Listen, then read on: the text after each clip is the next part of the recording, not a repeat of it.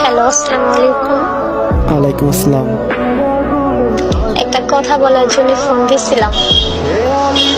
কি কথা? আচ্ছা বলো। কালকে কি আসতে পারবা? কেন? আসতে পারবা কিনা ওইটা বলো। কেন, কোথাও যাবো নাকি? হ্যাঁ, ঘুরতে যেতাম। কখন যাবো? আসতে পারবা? পারবো। কখন?